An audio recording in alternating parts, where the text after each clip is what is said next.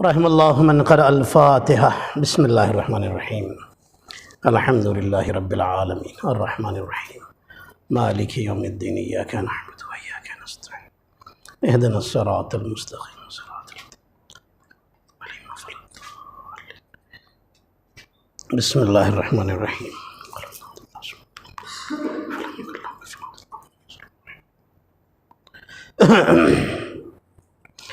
لا حول ولا قوة إلا بالله العلي العظيم أعوذ بالله من الشيطان اللعين الرجيم بسم الله الرحمن الرحيم الحمد لله رب العالمين حسبنا الله ونعم الوكيل نعم المولى ونعم النصير والصلاة والسلام والتحية والإكرام على أشرف الأنبياء والمرسلين المخاطب بطه وياسين سيدنا ومولانا حبيب إله العالمين أبي القاسم محمد اللهم صل على محمد والصلاة والسلام والتحية والإكرام على أهل بيته الطيبين الطاهرين المعصومين المظلومين الغر الميامين سیما بقیت اللہ فی الارضین روحی و ارواح العالمین لتراب مقدمہ الفدا اللہم عجل ولیک الفرج ولعنت اللہ علی اعدائہم اجمعین اما بعد فقد قال اللہ الحکیم بسم اللہ الرحمن الرحیم یا ایہا الذین آمنوا اتقوا اللہ وکونوا مع الصادقین صلوات پڑھیں محمد اور آل محمد پر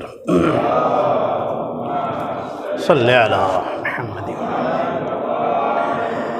الحمدللہ بفضل الہی و بتصدق محمد و آل محمد علیہ السلام ہمارے اور آپ کے بیچ میں جو ایک گفتگو چل رہی ہے یہ آج اس کی 5ویں تقریر ہے۔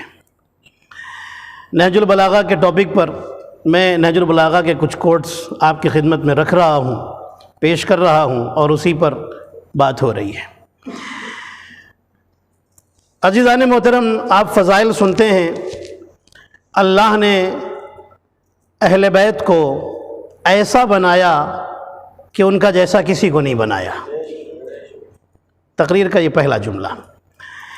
علم میں ان کا جیسا کوئی نہیں، پاکیزگی میں ان کا جیسا کوئی نہیں، شرافت میں ان کا جیسا کوئی نہیں، بلندی میں ان کا جیسا کوئی نہیں، عبادت میں ان کا جیسا کوئی نہیں، جو چہرے ان کو دیے ایسے چہرے کسی کے نہیں، جو کیریکٹر ان کو دیا ایسا کیریکٹر کسی کو نہیں دیا۔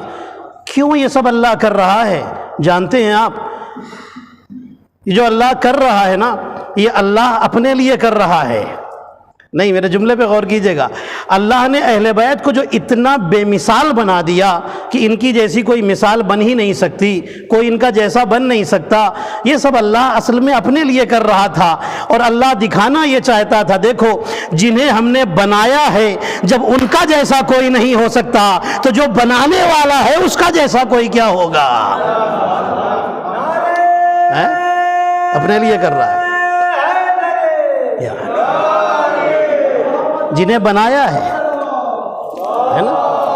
اللہم صلی علی محمد۔ ان کے جیسا کوئی نہیں دکھا سکتا، تو جو بنانے والا ہے، جو نور ہے، نور، ٹھیک ہے، اس کا جیسا کون کیا ہوگا؟ اچھا دیکھیے، اہل بیت نے کائنات کی عزت بچائی ہے۔ میں آپ کو ایک جملہ سناؤں۔ رسول اللہ فرماتے ہیں اگر دنیا میں حجت نہ ہو تو اللہ دنیا کو ختم کر دے گا۔ حجت کا مطلب کیا ہے؟ ایک معصوم بندہ نبی کی صورت میں یا امام کی صورت میں۔ آپ دیکھیے ہر زمانے میں نبی اور امام رہے کہ نہیں رہے؟ ہر زمانے میں نبی رہے یا امام رہے، نبی رہے یا نبی کے وصی رہے، وصی، ٹھیک ہے، یا امام۔ یہ حضرت آدم سے لے کے آج تک اور آج سے لے کے قیامت تک یہ سلسلہ رہے گا ہی رہے گا، کیونکہ اللہ کو اس زمین پر کچھ پیور عبادت کرنے والے چاہیے، جو پیور عبادت کرنے والے ہوں، پیور بندے اللہ کے ہوں، وہ چاہیے اللہ کو، اس لیے رہیں گے۔ یہ رہتے کیوں ہیں زمین پر؟ ان کا رہنا کیوں ضروری ہے؟ یہ اس لیے رہتے ہیں تاکہ زمین بچی رہے، اللہ کا نام بچا رہے، ٹھیک ہے، اللہ کے کام بچے رہیں، اللہ کا حکم بچا رہے. ابھی دیکھیے بڑے خوبصورت موڑ پہ آپ کو لا رہا ہوں. یہ ساری چیزیں بچی رہیں. اور اہل بیت سے زیادہ اللہ اور رسول کی عزت بچانے والا کون ہے؟ توجہ رکھیے گا. اب دیکھیے میں یہیں سے بات شروع کر رہا ہوں. آج مجھے جو ایک ٹاپک لینا ہے آپ کے سامنے، وہ بہت امپورٹنٹ ٹاپک ہے. اس میں مورلز بھی ہیں اور فضائل بھی ہیں. انشاءاللہ مورلز کی باتیں بھی آپ سنیں گے. مدینہ ہے، ہمارے نبی نے ایک آدمی سے اونٹ خریدا. سنیے یہ اسٹوری سنیے، چھوٹی سی اسٹوری. ہمارے نبی نے ایک آدمی سے اونٹ خریدا. وہ آدمی بھی کوئی بھلا آدمی نہیں ہے، اچھا آدمی نہیں ہے. سنیے گا، خرید لیا نبی نے. اس آدمی کو دماغ میں کون سا شیطان آیا کہ اس نے پورے مدینے میں گھوم گھوم کے سب سے بتانا شروع کیا کہ محمد نے مجھ سے اونٹ لے لیا لیکن پیسہ نہیں دیا. ہمارے نبی پیسہ دے چکے ہیں، لیکن اس نے پورے مدینے میں یہ بات اڑانی شروع کر دی، پھیلانی شروع کر دی کہ رسول نے مجھے پیسہ نہیں دیا، پیسہ نہیں دیا، پیسہ نہیں دیا. روز یہی شور مچائے ہوئے. ایک دن مسجد میں نماز جماعت ہو رہی ہے، یہ باہر کھڑا ہوا شور کر رہا ہے، یہ رسول نماز پڑھا رہے ہیں، انہوں نے اونٹ خریدا تو پیسہ نہیں دیا. توہین نہیں تو اور کیا ہے؟ یہ رسول کی توہین ہے کہ نہیں ہے؟ انسلٹ ہے کہ نہیں ہے؟ پیسہ نہیں دیا، پیسہ نہیں دیا. نماز ختم ہوئی، لوگ باہر نکلے، ہمارے نبی بھی باہر نکلے. کیا بات ہے بھائی؟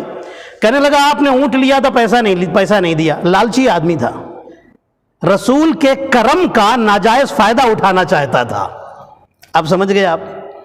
جانتا تھا بڑے کریم ہیں، لیکن جب بات عزت کی آ جائے تو وہاں تو دکھانا پڑتا ہے نا بھائی سچائی کیا ہے اور جھوٹ کیا ہے. اب یہاں تھوڑی نا کرم کی بات آئے گی، یہاں تو پہلے دکھانا ہے نا. خیر لوگ آ گئے، بھیڑ لگ گئی. جو مسجد سے نکل رہے تھے، جو ادھر ادھر تھے، سب کی بھیڑ لگ گئی. کیا کہہ رہا ہے؟ رسول نے اونٹ لیا تھا، پیسہ نہیں دیا. رسول باہر نکلے، رسول فرماتے ہیں میں نے تجھے پیسہ دیا تھا. کہنے لگا نہیں آپ نے پیسہ نہیں دیا. اب آپ بتائیے، رسول اگر ایک بات کہیں تو یہ رسول کون ہے؟ بالکل سچے رسول. بھائی جتنے بھی نبی رسول امام آئے ہیں سب سچے ہیں کہ نہیں ہیں؟ ہے نا. اور ہمارے نبی تو وہ ہیں جن کو کافر سچے کہہ چکے ہیں، اور یہ کلمہ پڑھ کر کے کہہ رہا ہے کہ نہیں آپ نے نہیں دیا. اور رسول کیا فرما رہے ہیں؟ رسول فرما رہے ہیں میں پیمنٹ کر چکا ہوں، پیسہ دے چکا ہوں. کہہ رہے گا نہیں آپ نے نہیں دیا. اگر آپ نے دیا ہے تو کوئی گواہ لائیے. اچھا جب رسول نے خریدا تھا تو کوئی گواہ نہیں تھا، اکیلے گئے تھے. آپ مجھے بتائیے، اکثر آپ مارکیٹ میں کچھ خریدنے جاتے ہیں تو کیا اپنے ساتھ گواہ لے کے جاتے ہیں؟ ضروری تو نہیں ہے نا. رسول نے بھی لے لیا تھا. کہنے لگا اگر آپ نے پیسہ مجھے دیا ہے اس اونٹ کا تو کوئی وٹنس، کوئی گواہ. اب جتنے لوگ کھڑے تھے نا، اب میں نام نہیں لوں گا، آپ خود ہی سمجھ جائیں گے. کچھ لوگ تھے کہنے لگے یا رسول اللہ، رسول نے پوچھا اے فلاں تم کیا کہتے ہو؟ یہ مجھ سے گواہ مانگ رہا ہے. گواہ مانگنے کا مطلب کیا ہے؟ مطلب کیا ہوا آپ مجھے بتائیے. مطلب ہم آپ کی سچائی کو نہیں مانتے، یہی تو ہوا، یہی تو بات ہے نا. ہم آپ کو سچا نہیں مانتے، اس لیے تو آپ وٹنس لائیے. ٹھیک ہے. رسول نے فرمایا آپ کیا کہتے ہیں، تم کیا کہتے ہو میرے بارے میں؟ مجھے وٹنس لانا چاہیے. کہنے لگے یا رسول اللہ دیکھیے اصول کی بات تو یہ ہے کہ آپ وٹنس لائیے. اللہ اکبر. اب میں نام نہیں لوں گا، یہ بڑے نام ہیں اس لیے میں نام نہیں لوں گا. رسول نے دوسرے صاحب سے پوچھا تم کیا کہتے ہو، فیصلہ کرو. کہنے لگے رسول اللہ گواہ تو لائیے. آپ سوچئے یہ وہ ہیں جو بڑے نام بن گئے. تیسرے سے پوچھا کہ یا رسول اللہ دیکھیے ایسے تو بات نہیں چلے گی، آپ گواہ لائیے. رسول نے چوتھے سے پوچھا یا رسول اللہ گواہ لائیے. پانچویں سے پوچھا، 6-7 آدمی سے پوچھ لیا. اب رسول نے فرمایا کہ ابو طالب کا بیٹا کہاں ہے؟ اللہ اکبر. علی کہاں ہے؟ علی آگے بڑھے یا رسول اللہ فرمائیے. رسول کہتے ہیں کہ اے علی آپ کیا کہتے ہیں، یہ مجھ سے گواہی مانگ رہا ہے. علی آگے بڑھے، فرماتے ہیں بھائی بات کیا ہے؟ کہنے لگا کہ یا علی رسول نے مجھ سے اونٹ خریدا، پیسہ نہیں دیا. یہ کیسے رسول ہیں؟ ہم نے ان کا کلمہ پڑھا لیکن یہ پیسہ تک نہیں دیتے ہمیں. مال لے لیتے ہیں، اونٹ لے لیا، کیمل خرید لیا، کیمل لے لیا، ابھی تک پیسہ نہیں دیا. علی فرماتے تو چاہتے کیا ہو؟ رسول تو کہہ رہے ہیں کہ ہم نے دے دیا. کہنے لگا ان سے کہیے گواہ لے کے آئیں. جیسے ہی اس نے کہا گواہ لے کے آئیں، علی نے ذوالفقار نکالی، قتل کر دیا. نہیں، توجہ رکھیے گا، علی نے ذوالفقار نکالی اور وہیں پر قتل کر دیا۔ اب سارے لوگ پریشان، یا علی یہ کیا کر دیا آپ نے مار کیوں دیا، آپ نے مار کیوں دیا، آپ نے مار کیوں دیا؟ ہر آدمی کہہ رہا ہے یا علی آپ نے مارا کیوں اس کو، اس نے تو گواہی مانگی تھی۔ علی فرماتے ہیں یہ نہ دیکھو کہ گواہی مانگی تھی، یہ دیکھو کس سے مانگی تھی۔ اللہ اکبر، یہ دیکھو کس سے مانگی تھی۔ رسول فرماتے ہیں اے علی یہ بتائیے کہ آپ نے قتل کیوں کیا؟ رسول نے بھی پوچھ لیا۔ علی فرماتے ہیں یا رسول اللہ اس نے آپ سے گواہی مانگی ہے، ارے آپ کے کہنے پر ہم نے بغیر دیکھے خدا مان لیا۔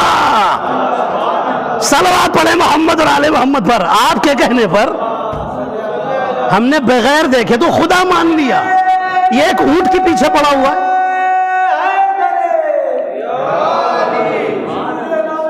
ایک اونٹ کے چکر میں۔ اللہم صلی علی محمد۔ یہ ایک اونٹ کی وجہ سے آپ کی اتنی دیر سے توہین کر رہا ہے، اتنی دیر سے انسلٹ کیا جا رہا ہے، رسول کو بدنام کرنے کی کوشش کر رہا ہے، رسول کے کیریکٹر پر انگلی اٹھا رہا ہے، ایک اونٹ کی وجہ سے۔ ہم نے تو آپ کے کہنے پر بغیر دیکھے اللہ کو مان لیا، تو پھر یہ اونٹ کیا چیز ہے؟ اور آپ کو جھٹلا رہا ہے، یہ جو آپ کو جھٹلائے لوگوں کے دماغ میں شک پیدا کر رہا ہے یہ آپ کے بارے میں۔ اس کی سزا یہی تھی۔ رسول آگے بڑھ کر کے علی کو گلے لگاتے ہیں اور فرماتے ہیں سنو ان اقضاکم علی، تمہارے درمیان سب سے بہترین فیصلہ کرنے والے کا نام علی ابن ابی طالب ہے۔ بہترین فیصلہ کرنے والے کا نام، یعنی علی کو برداشت نہیں ہے کوئی نبی کے اوپر انگلی اٹھائے۔ اللہ اکبر، علی کو برداشت نہیں ہے۔ میں ایک جملہ کہا کرتا ہوں، یاد رکھیے گا، سر ہلا ہلا کر نعت رسول پڑھنے سے کچھ نہیں ہوتا، جھوم جھوم کر کے نبی پاک کی نعتیں پڑھنے سے کچھ نہیں ہوتا۔ رسول کی عزت پر جب بات آئے تو آگے بڑھو۔ علی نے بتا دیا یاد رکھو جب رسول کی عزت کی بات آئے گی یا آسمان پر اللہ آگے بڑھے گا یا زمین پر ابو طالب کا بیٹا آگے بڑھے گا۔ جو کیا ادھر سے اللہ رسول کی عزت، اللہم صلی علی محمد۔ غور کیا آپ نے، بہترین عدالت والے ذات کا نام ہے علی ابن ابی طالب۔ توجہ رکھیے گا۔ اب میں آج جو آپ کو ٹاپک لے کے چلوں گا نا انشاءاللہ، وہ ٹاپک ہے عدل، جسٹس اینڈ ظلم، انجسٹس، بس یہی ہے۔ اور بہت امپورٹنٹ چیز ہے، بہت ہم سنتے ہیں لیکن اس میں تھوڑا سا ڈیپ میں جائیے۔ اور میں آپ کو نہج البلاغہ کے کوٹ سناؤں گا کیا فرمایا امیر المومنین نے ظلم کے بارے میں اور عدل کے بارے میں۔ لیکن پہلے سنیے علی کیا تھے، علی کی عدالت آپ کو پہلے سنا دوں، پھر ظلم پر آؤں گا۔ معاویہ نے ایک عورت کو بلایا جس کا نام ہے داریہ ہجومیہ، سنیے گا، یہ داریہ ہجومیہ مولا علی کی چاہنے والی ہے، تھوڑا بڑی ایج ہو گئی ہے اس کی۔ معاویہ نے بلایا، کہنے لگا کہ مجھے ایک بات بتا، میں نے سنا ہے تو علی سے بڑی محبت کرتی ہے اور مجھ سے سب سے زیادہ نفرت کرتی ہے۔ کہنے لگی کہ بالکل ٹھیک سنا ہے۔ اچھا دیکھیے علی والے ڈرتے کہاں ہیں؟ کیونکہ اس کے چاہنے والے جو کسی سے نہیں ڈرا، ٹھیک ہے، کسی میدان میں نہیں ڈرا تو وہ ڈرتے نہیں حق بات کہنے سے۔ لیکن حق بات کی بھی ایک وہ ہوتی ہے، ایک طریقہ ہوتا ہے، دیکھیے کسی کا دل نہ دکھے، ہے نا، اس طریقے سے کہی جائے کہ کسی کا دل نہ دکھے۔ خیر وہاں پر موقع یہ تھا کہ وہاں تو کہنا ہی تھا اس کے سامنے انہیں۔ کہنے لگے تم نے بالکل سنا ہے۔ دیکھیے یہ مومن کی بات کر رہا ہوں کہ حق بات جب مومنوں میں کریں تو دل نہ دکھے۔ اب وہ جو آدمی پوچھ رہا ہے داریہ ہجومیہ سے، اس کا دل دکھے چاہے کچھ بھی ہو، اس میں کون سا گناہ ہے بھائی؟ وہ تو خود ایک بڑا گنہگار سامنے کھڑا ہوا ہے۔ کہتا ہے داریہ ہجومیہ میں نے سنا ہے تو مجھ سے بہت نفرت کرتی ہے، علی سے بہت پیار کرتی ہے۔ کہنے لگی بالکل ٹھیک سنا ہے۔ کہنے لگا کیوں ایسا کرتی ہے؟ اب سنیے کیا جواب دیتی ہے عورت۔ یہ بی بی کہتی ہمارے سلام ہو اس محترم بی بی پر، اس احترام اور عزت والی بی بی کے اوپر۔ کہتی ہے کہ سنو، کہنے لگا کہ کیوں مجھ سے نفرت، علی سے محبت؟ کہنے لگی سنو، جو جس کے لائق ہوتا ہے اس سے وہی کیا جاتا ہے۔ کیا سنا آپ نے عزیزان محترم؟ جو جس کا حقدار ہوتا ہے اس سے وہی کیا جاتا ہے۔ چپ ہو گئی ابھی عورت۔ کہنے لگا کہ اچھا یہ بتاؤ تمہیں مجھ سے کچھ چاہیے؟ کہنے لگی کہ ہاں چاہیے۔ تو کیا چاہیے؟ کہنے لگی میں 100 اونٹ لینے آئی ہوں، دے دو۔ غریب عورت تھی، 100 اونٹ چاہیے۔ اچھا، کہنے لگا بالکل دوں گا، لیکن یہ بتاؤ تم نے علی کو دیکھا ہے؟ کہنے لگی ہاں دیکھا ہے۔ علی کے بارے میں کچھ بتاؤ. کہہ تو دیا علی کے بارے میں کچھ بتاؤ. پھر دائیں بائیں دیکھا, اپنے آدمیوں سے کہا سب ہٹ جاؤ یہاں سے, مجھے اس سے بات کرنی ہے. عورت سے کہتا ہے رک جاؤ, یہ چلے جائیں پھر بات کرنا, اس لیے کہ مجھے معلوم ہے تو علی کے فضائل پڑھے گی, میں نے بڑے پیسے خرچہ کیے ہیں ان کو علی کے خلاف بھڑکانے میں, تو نے اگر سچائی بتا دی تو یہ سب پیسہ میرا برباد ہوگا. سب کو ہٹایا, کہا اب بتا. وہ کہتی ہے کہ سنو, علی وہ تھے, سنیے گا پوری توجہ سے, علی وہ تھے کہ جب بولتے تھے تو دل چاہتا تھا کہ سنتی چلی جاؤں. علی وہ تھے کہ جب علی پر نظر پڑتی تھی تو دل چاہتا تھا دیکھتی چلی جاؤں. علی وہ تھے کہ جب بولنا شروع کرتے تھے تو ایسا لگتا تھا کہ قرآن انسان کی شکل میں کھڑا ہو گیا ہے. اللہ اکبر, قرآن انسان کی شکل میں کھڑا ہو کر بات کر رہا ہے. ایسے علی بولتے تھے. کہنے لگا کہ ٹھیک ہے, اب اس نے فضائل شروع کیے. کہنے لگی علی جیسا عبادت کرنے والا نہیں دیکھا, علی جیسا انصاف کرنے والا, جسٹس کرنے والا نہیں دیکھا. اب وہ بتاتی جا رہی ہے. ادھر معاویہ کی آنکھوں سے آنسو نکلنے شروع ہو گئے, اور معاویہ کہتا ہے تو سچ کہتی ہے, علی ایسے ہی تھے. اللہ اکبر. فضیلت وہ نہیں جس کا دوست اقرار کر لے, فضیلت تو وہ ہوتی ہے جس کا دشمن اپنی زبان سے اقرار کر لے. وہ ہوتی ہے نا فضیلت, کمال تو وہ ہوتا ہے نا دشمن بھی مان جائے. مان گیا. کہنے لگا کہ میں تمہیں اونٹ دوں گا. اپنے غلام کو پکارا, اس کو 100 اونٹ. ٹھیک ہے. اب اس نے داریہ ہجومیہ کہتی ٹھیک ہے میں چلی. کہنے لگا کہ ایک بات بتاؤ, اگر علی ہوتے تو تمہیں اتنے اونٹ دیتے؟ سنیے گا, علی ہوتے تو 1 اونٹ بھی دیتے, اتنے اونٹ دیتے؟ داریہ ہجومیہ کہتی ارے اتنے اونٹ کیا, علی تو مجھے 1 بھی نہ دیتے. سنیے گا, اتنے کیا, علی تو مجھے 1 اونٹ بھی نہیں دیتے. کہنے لگا کہ کیوں؟ کہتی ہے اس لیے کہ علی مسلمانوں کے مال کو مسلمانوں کا مال سمجھتے تھے, تو مسلمانوں کے مال کو اپنا مال سمجھتا ہے. صلوات پڑھے محمد اور آل محمد پر. مسلمانوں کے مال کو سمجھ گئے آپ, مسلمانوں کا سمجھتے تھے. انصاف تھا علی کے ہاں, عدالت تھی علی کے ہاں. ایک واقعہ, ایک جملہ اور سناتا ہوں آپ کو. مولا علی کے ایک غلام ہے جن کا نام ہے قمبر. نام سنا ہے نا آپ نے؟ ایک دن مولا علی کے سامنے ایک مجرم پکڑ کے لایا گیا.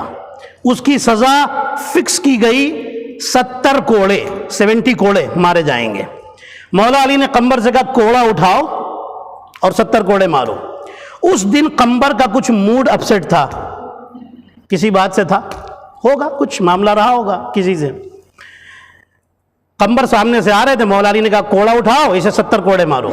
انصاف دیکھیے, انسان حق بات انسان کے سامنے بولتے ہوئے ڈرتا ہے کہ کہیں یہ ناراض نہ ہو جائے, کہیں یہ چھوڑ کے نہ چلا جائے. توجہ ہے آپ کی؟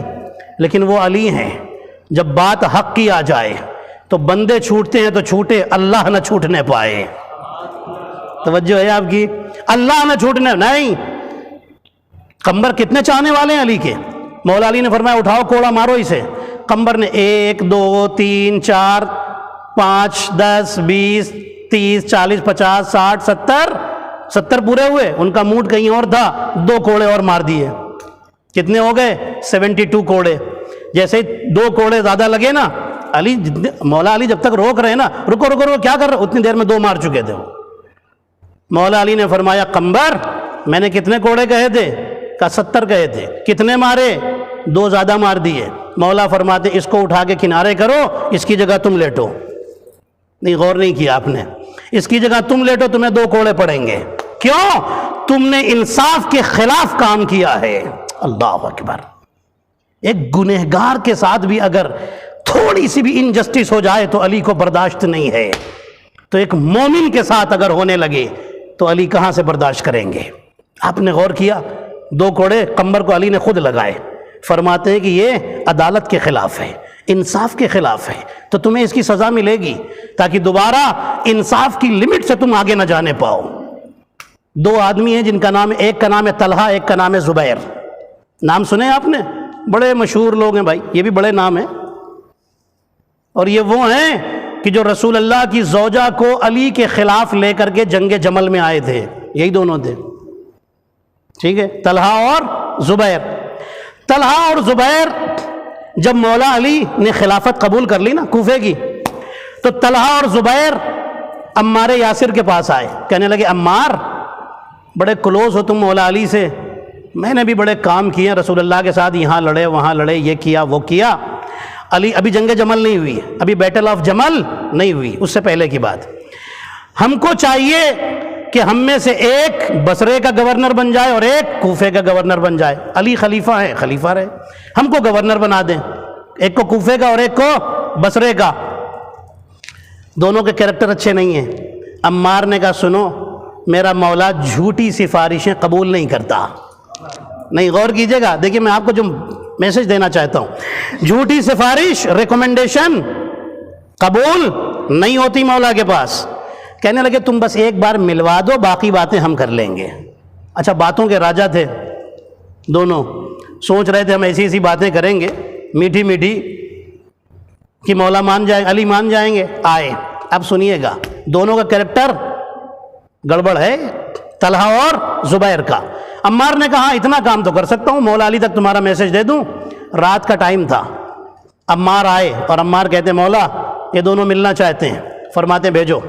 اندر آئے، علی کے سامنے ایک چراغ جل رہا ہے اور علی حکومت کا حساب کتاب کر رہے ہیں، اکاؤنٹ کر رہے ہیں حکومت کا، ٹھیک ہے، کہاں کتنا بھیجا، کہاں کتنا خرچہ، بہت بڑی حکومت ہے نا علی کی، حساب کتاب کر رہے ہیں۔ سامنے ایک چراغ، ایک کینڈل جل رہا ہے۔ جیسے یہ دونوں آئے، سلام کیا، آپ سے بات کرنی ہے۔ مولا فرماتے ہیں کہ یہ بتاؤ کہ مجھ سے پرسنل بات کرنی ہے یا حکومت کی بات کرنی ہے؟ اللہ اکبر۔ کہنے لگے کہ پرسنل بات کرنی ہے، توجہ رکھیے گا، پرسنل بات کرنی ہے۔ مولا فرماتے ہیں ٹھیک ہے، یہ چراغ بجھایا جائے گا، میرا پرسنل چراغ گھر سے لایا جائے گا۔ اللہ اکبر۔ یہ چراغ بجھایا جائے گا، پرسنل چراغ لایا جائے گا۔ کہنے لگے یا علی ایسا کیوں کر رہے ہیں؟ امیر المومنین فرماتے ہیں سنو، اگر گورنمنٹ کی بات ہوتی تو یہ گورنمنٹ کا چراغ ہے، میں گورنمنٹ کا کام کر رہا ہوں، تمہاری بات اس کی روشنی میں ہوتی، تم پرسنل کرنا چاہتے ہو اس لیے میں پرسنل چراغ جلاؤں گا تاکہ اللہ کو جواب نہ دینا پڑے۔ علی نے اتنی بات کہی، طلحہ زبیر نے ایک دوسرے کو دیکھا اور کہا چلو یہاں دال نہیں گلنے والی، اس لیے کہ وہ علی جو ایک چراغ پر کمپرومائز نہیں کرتا، وہ حکومت کے عہدے پر کمپرومائز کہاں کرے گا؟ صلوات پڑھے محمد اور آل محمد پر، وہ حکومت کی پوزیشن دینے میں ایک چراغ پر کمپرومائز نہیں ہے ان کے یہاں۔ توجہ کیا آپ، یہ انصاف ہے علی کا، عدالت ہے علی کی۔ اللہ اکبر۔ مولا علی کوفے میں جا رہے ہیں، دیکھا ایک بوڑھا یہودی بھیک مانگ رہا ہے۔ مولا اپنے صحابی سے پوچھتے ہیں یہ کون ہے؟ کہا مولا یہودی ہے، بھیک مانگ رہا ہے۔ ہاں مولا بھیک مانگ رہا ہے۔ سنیے گا علی کیا ذات ہے، علی کی عدالت، علی کی۔ مولا فرماتے ہیں بلاؤ اسے۔ وہ بوڑھا یہودی آیا، مولا فرماتے ہیں کیا کر رہے ہو؟ کہنے لگا بھیک مانگ رہا ہوں، بہت بوڑھا ہو گیا ہوں۔ ایک صحابی جو ساتھ میں تھا مولا کے، وہ کہتا ہے مولا جب یہ جوان تھا تو بہت محنت کرتا تھا، ایک مسلمان کے پاس نوکری کرتا تھا، اب اس کے ہاتھ پیر کام کے لائق نہیں رہ گئے، اس لیے یہ بھیک مانگ رہا ہے۔ مولا علی فرماتے ہیں اس یہودی سے جاؤ اپنے گھر جاؤ، تمہیں اب کل سے بھیک مانگنے کی ضرورت نہیں پڑے گی۔ علی نے کچھ دیا جو تھا علی کے پاس، فرماتے تمہیں اب بھیک مانگنے کی ضرورت نہیں۔ کیوں؟ فرماتے ہیں جب تک تم کام کے لائق تھے، کام کر رہے تھے، اب کام کے لائق نہیں ہو، تم گھر بیٹھو، تمہیں پینشن پہنچائی جائے گی۔ یہ پینشن میں نے اپنے لفظوں میں کہا ہے۔ مولا فرماتے ہیں پیسہ تمہارے گھر پہنچایا جائے گا۔ خدا کی قسم اس سے پہلے دنیا میں پینشن کا کوئی قانون نہیں تھا، علی نے پینشن کا قانون اسی دن سے پیدا کیا ہے، اسی دن سے قائم کیا ہے، اور دنیا کو بتایا ہے کہ یاد رکھو ہم انسانیت کو بھولنے والے نہیں ہیں، ہم انسانیت کو پریشان دیکھنے والوں میں سے نہیں ہیں۔ میرے عزیزو، یہاں تک آپ نے سن لیا علی کی عدالت کیا ہے۔ اب آئیے میرا ٹاپک کیا ہے آج نہج البلاغہ سے، جسٹس اینڈ ظلم، انجسٹس۔ مولا علی نے کیا فرمایا، اب سنیے نہج البلاغہ میں آپ کو میں لے کے آیا ہوں۔ یہ بھی جملہ جو میں نے طلحہ زبیر والا سنایا نا، یہ نہج البلاغہ سے سنایا ہے، سنیے گا۔ علی فرماتے ہیں اگر آسمان اور زمین کی پوری دولت مجھے دے دی جائے اور مجھ سے کہا جائے اے علی یہ پوری دولت لو، ایک چیونٹی کے منہ میں جو دانہ ہے چھوٹا سا اسے چھین لو، تو میں اتنا چھوٹا ظلم بھی برداشت نہیں کر سکتا، اتنا چھوٹا ظلم بھی میں نہیں کروں گا۔ سوچیے آپ کیا ہے علی. اب دوسرا جملہ سنیے. امیر المومنین فرماتے ہیں سنو، جو آدمی ظلم کر کے لوگوں پر اپنی عزت بنانا چاہتا ہے اللہ اسے ذلیل کر کے نیچے گرا دیتا ہے. ظلم کر کے، دادا گیری کر کے، ہے نا، بدمعاشی کر کے، گالیاں دے کر کے، گن دکھا کر کے، اپنا پاور دکھا کر کے، لوگوں پر، کمزور لوگوں پر ظلم کر رہا ہے تاکہ سب میری عزت کرے. اللہ، امام علی نہج البلاغہ میں فرما رہے اللہ اسے ذلیل کر کے نیچے گرا. ہوا کیا؟ یزید کون تھا؟ آج کوئی اچھے نام سے یاد کرتا ہے؟ دنیا لعنت کرتی ہے. ارے مسلمان تو چھوڑیے، ہندو تک لعنت کرتے ہیں، کرسچنز تک لعنت کرتے ہیں. فرعون کون تھا؟ لعنت ہوتی ہے کہ نہیں ہوتی ہے؟ آپ دیکھیے یہ ابن ملجم کون تھا؟ عمر ابن سعد کون تھا؟ ابن زیاد کون تھا؟ کیا ہو رہا ہے؟ لعنت ہو رہی ہے کہ نہیں ہو رہی ہے؟ ان کا نام لینے والا بھی کوئی نہیں ہے. پھر علی فرماتے ہیں سنو، کونوا للظالم خصما وللمظلوم عونا. اگر ظالم کو دیکھو تو ظالم کے دشمن بن کے رہنا اور مظلوم کے دوست بن کے رہنا. غور کیا آپ نے؟ مظلوم کے دوست بن کے رہنا. یہ سب نہج البلاغہ. اب سنیے نہج البلاغہ کا ایک کوڈ، بس اس کے بعد ایک اسٹوری میں آپ کو سناؤں گا مورل کی، اور پھر میں غم کے بیان پر آؤں گا. بہت امپورٹنٹ چیز آپ کو سنا رہا ہوں، سنیے گا. نہج البلاغہ میں مولا نے 3 باتیں کہیں، اور ایک ہی لائن میں وہ 3 باتیں ہیں. فرماتے ہیں سنو، 3 گناہ ایسے ہیں، یہ مورلز کے لیے یہ بہت ضروری ہے یہ سب سننا بھی. 3 گناہ ایسے ہیں اگر کوئی انسان وہ 3 گناہ کرے گا تو اس کا اثر پلٹ کر کے اس کی طرف آئے گا.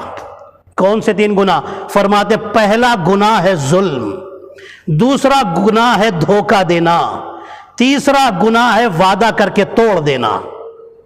فرماتے ہیں اگر کوئی کسی پر ظلم کرتا ہے تو جس نے ظلم کیا ہے ایک دن اس کے ساتھ بھی ظلم کیا جائے گا. اللہ اکبر. پھر فرماتے ہیں جو انسان کسی کو دھوکہ دیتا ہے وہ یاد رکھے اس کے ساتھ بھی دھوکہ کیا جائے گا، اور جو انسان وعدہ کر کے توڑ دیتا ہے دوسرے بھی اس کے ساتھ وعدہ کر کے توڑ دیا کریں گے.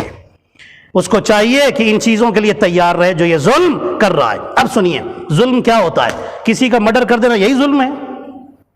کسی کا گھر گرا دینا یہی ظلم ہے؟ نہیں. چھوٹا سا بھی ظلم ہوتا ہے، بڑا ظلم بھی ہوتا ہے.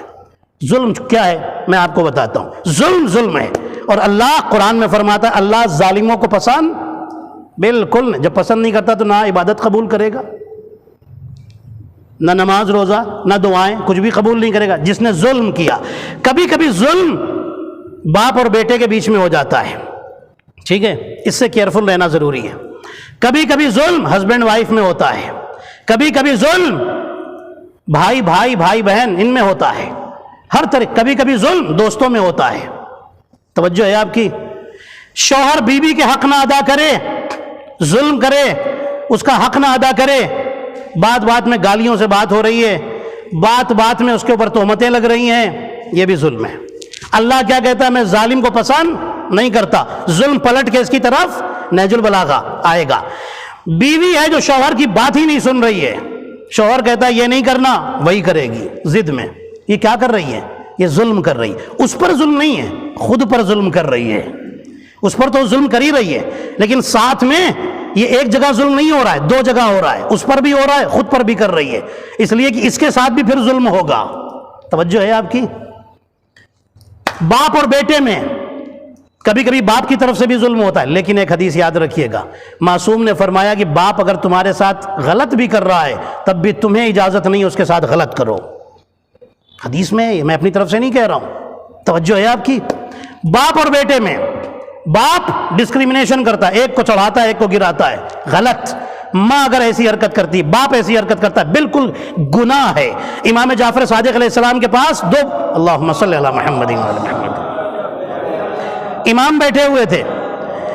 امام کا ایک صحابی آیا، بیٹھ کر کے باتیں کرنے لگا، ریلیجن پوچھ رہا تھا.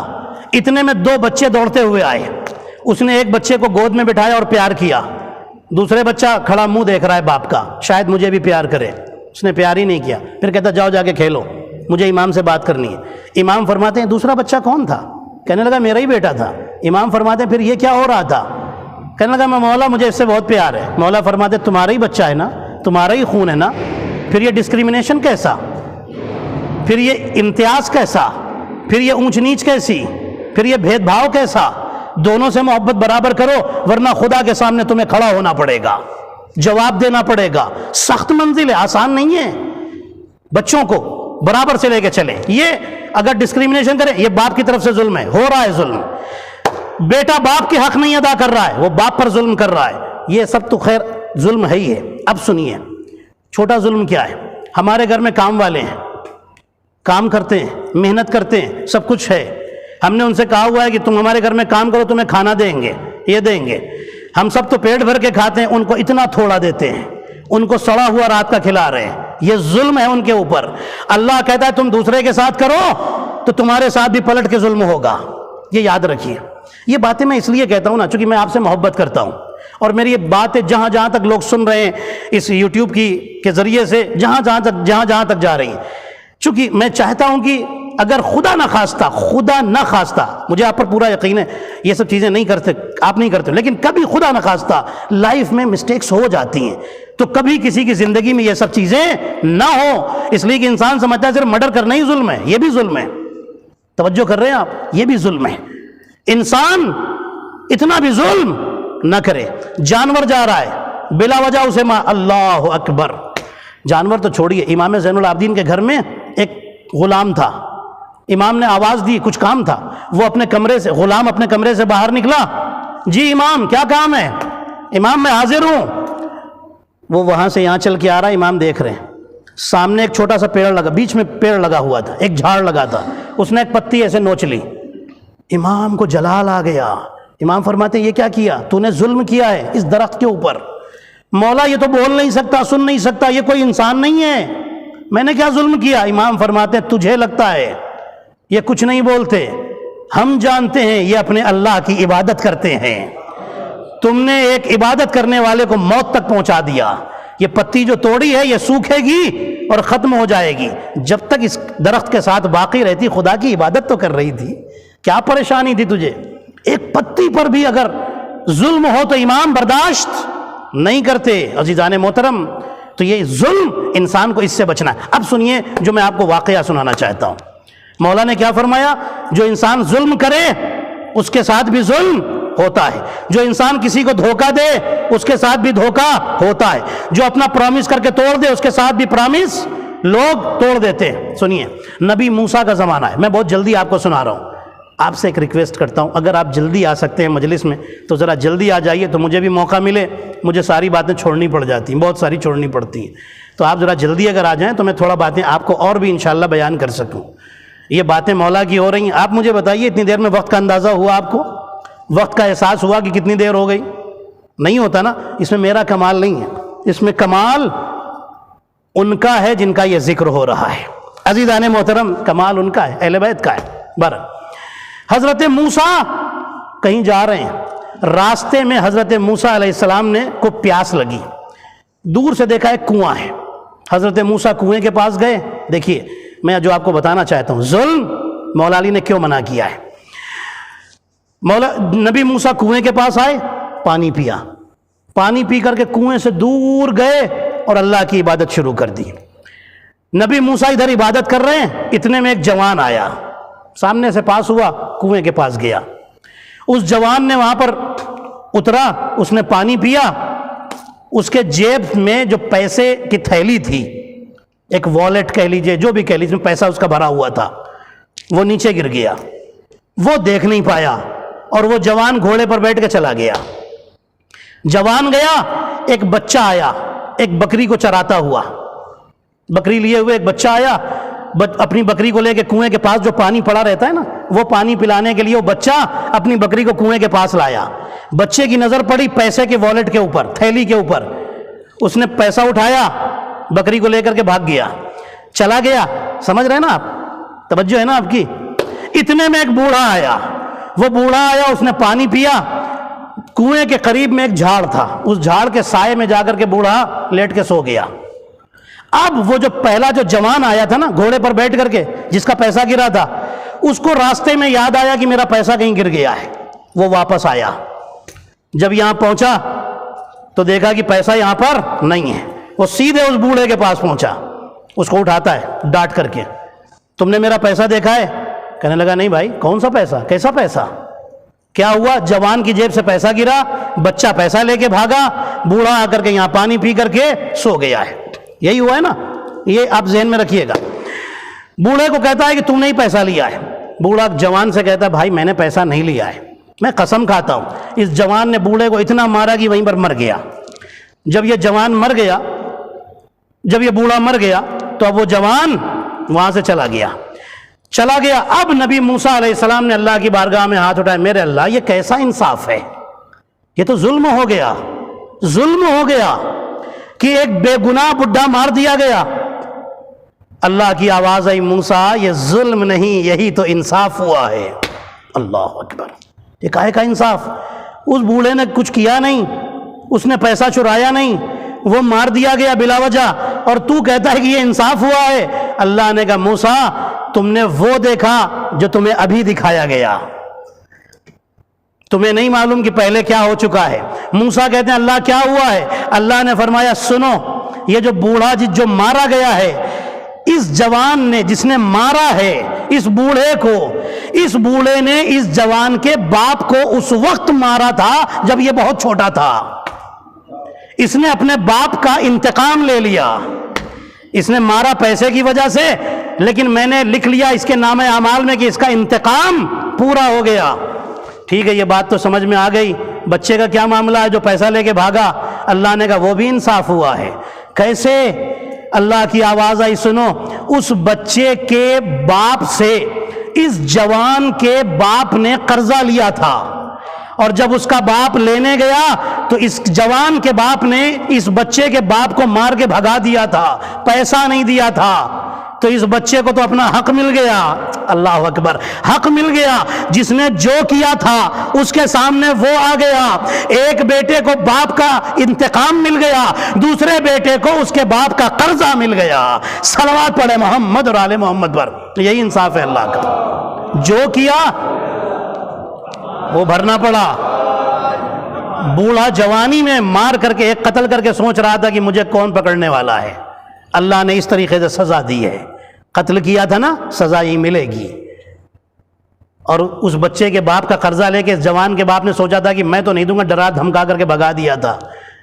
اس بچے کا باپ کمزور تھا، اللہ کمزور نہیں ہے، سب سے زیادہ طاقتور ہے. وہ انتقام لینا جانتا ہے کیسے لیا جاتا ہے، وہ انصاف کرنا جانتا ہے کہ کیسے کیا جاتا ہے. اسی لیے امیر المومنین نے فرمایا کسی پر ظلم نہ کرو ورنہ ظلم پلٹ کے تمہارے اوپر ہوگا. میرے عزیزو، کسی نے زبان سے کسی کا دل دکھایا ہے تو وہ بھی ظلم ہے. یاد رکھے، کسی نے نہج البلاغہ کا ایک آخری جملہ فرماتے ہیں کہ سنو، امیر المومنین فرماتے ہیں سنو، کبھی کسی کو وہ بات نہ کہنا جو تم اپنے لیے سننا پسند نہیں کرتے. اللہ اکبر. وہ بات نہ کہنا جو تم اپنے لیے سننا پسند نہیں کرتے. ہم سننا پسند کرتے ہیں کوئی ہمیں گالی دے، نہیں تو ہم بھی کسی کو گالی نہ دیں. فرماتے ہیں کہ اگر تم نے کسی کو وہ بات کہی کہ جو اس کو پسند نہیں تھی تو تمہیں بھی وہی بات کہی جائے گی جو تمہیں پسند نہیں ہے. میرے عزیزو، انسان یہی تو مومن ہوتا ہے، یہی تو علی والا ہوتا ہے کہ جو کسی پر ظلم نہ کرے، حق اور انصاف کے راستے پر قائم رہے. میرے عزیزو، جنہوں نے کائنات کو ظلم سے بچایا، اللہ اکبر، ان کے گھر والوں پر کون سا ظلم تھا جو نہیں کیا گیا. جنہوں نے انسانوں کو طرز زندگی سکھایا، ان کے بچوں کو، ان کے گھر والوں کو ہر طرح کے ظلم کا نشانہ بنایا گیا. میرے عزیزو، یہ اہل بیت کہ جو اس دنیا میں آئے تھے انسان کو انسان بنانے کے لیے، تاریخ میں لکھا ہے کہ اہل حرم کا لٹا ہوا قافلہ، بہت روتے ہیں آپ جب یہ غم سنتے ہیں، بہت روتے ہیں، لیکن آپ ذرا اس کے رونے کا اندازہ لگائیے جو پردہ غیب میں نہ جانے کب سے رو رہا ہے نا، اور نہ جانے کب تک روتا رہے گا، کب تک روتا رہے گا. امام زمانہ نے فرمایا ہے کہ میں آنسوؤں کے بدلے خون روتا ہوں، خون روتا ہوں. اللہ اکبر. خون روتے ہیں وہ. آغائے آپ تعجب کریں گے نا، آنکھ سے خون کیسے، آنکھ سے خون کیسے روئے؟ کون خون رو؟ سنیے گا. شیخ، آپ نے سید باقر الصدر کا نام سنا ہوگا، بہت بڑے عالم تھے، بہت بڑے عالم تھے جن کو صدام نے شہید کرا دیا تھا. انگلینڈ کا ایک جرنلسٹ آیا، پڑھا لکھا جرنلسٹ تھا. اس نے کہا کہ آغا، میں نے سنا ہے کہ آپ کی کتابوں میں لکھا ہے کہ امام زین العابدین کربلا کے بعد 34 یا 35 ایئرس تک جب تک زندہ رہے خون کے آنسو روتے تھے. ہاؤ از پاسبل کوئی انسان خون کے آنسو روئے؟ آغا باقر الصدر کہتے ہیں تم نے کربلا کے بارے میں کیا کیا سنا ہے؟ اس نے بتانا شروع کیا، اصغر کی شہادت، اکبر کی شہادت، عباس کی شہادت بیان کرنی شروع کی. جیسے ہی اس نے شروع کیا نا، آغا باقر الصدر اپنی آنکھوں پر رومال رکھ کے رونے لگے. کہنے لگا حضور میرے سوال کا جواب، انسان کیسے خون رو سکتا ہے؟ آغا باقر الصدر نے رومال ہٹایا تو دیکھا اس میں خون لگا ہوا تھا.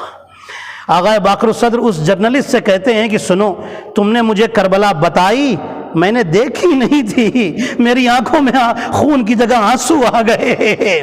سوچو وہ امام زین العابدین جس نے اپنی آنکھوں سے دیکھا تھا، اس کی آنکھ سے اگر خون نکلنے لگے تو تعجب کس بات کا ہے، حیرت کس بات کی ہے. آزادارو، تاریخ میں لکھا ہے یہ لٹا ہوا قافلہ جب کربلا سے روانہ ہوا ہے، ایک منزل وہ آئی کہ جس نیزے پر حسین کا سر تھا وہ اپنی جگہ پر ٹھہر گیا. اب یہ سر آگے نہیں بڑھتا. شمر تازیانہ کوڑا لے کر آگے بڑھا، امام سجاد کے قریب آیا اور آ کر کہتا ہے زین العابدین اپنے باپ کے سر سے کہو آگے بڑھے ورنہ میں تم پر تازیانے چلاؤں گا. امام سجاد نے ہتھکڑیاں سنبھالی، بیڑیاں سنبھالی، اس نیزے کے نیچے آئے جس پر باپ کا سر تھا اور ایک جملہ کہا، بابا کربلا سے یہاں تک پیٹھ پر اتنے کوڑے پڑ چکے ہیں، کوئی جگہ خالی نہیں بچی جہاں پر زخم کا نشان نہ ہو. بابا آپ کا سر آگے کیوں نہیں بڑھتا؟ یہ ظالم مجھے کوڑے مارے گا، تازیانے مارے گا. امام حسین کے سر سے آواز آئی، بیٹا زین العابدین میرا سر کیسے آگے بڑھے؟ ارے ناقے سے، اونٹ سے میری سکینہ نیچے گر گئی ہے. آزادارو، امام سجاد آگے بڑھے، آگے بڑھے. آواز دی پھوپھی اماں سکینہ ناقے سے نیچے گر گئی ہے. پھوپھی اور بھتیجے سکینہ کو ڈھونڈتے ہوئے آگے بڑھے. کیا دیکھا؟ زمین پر ایک جگہ ایک نقاب پوش بی بی بیٹھی ہے جس کی گود میں سکینہ ہے. سکینہ کے سر پہ ہاتھ پھیرتی ہے اور کہتی ہے میری بچی گھبرا نہیں، میں آ گئی. اے میری بچی گھبرا نہیں، میں آ گئی. آزادارو، زینب ٹھہر گئی، زینب رک گئی اور رک کر کہتی ہے بی بی تم نے بڑا احسان کیا. ارے یہاں تو ہمیں پتھر مارنے والے ہیں، یہاں تو ہم پر آگ پھینکنے والے ہیں، یہاں پر تو ہمیں گرم پانی ہمارے سروں پر پھینکنے والے ہیں. یہ کون ہو تم جس نے میری بچی پر رحم کیا ہے؟ میں ضرور قیامت میں اپنی ماں فاطمہ سے تمہاری شفاعت کراؤں گی. جیسے یہ جملہ کہا فاطمہ نے سر اٹھایا.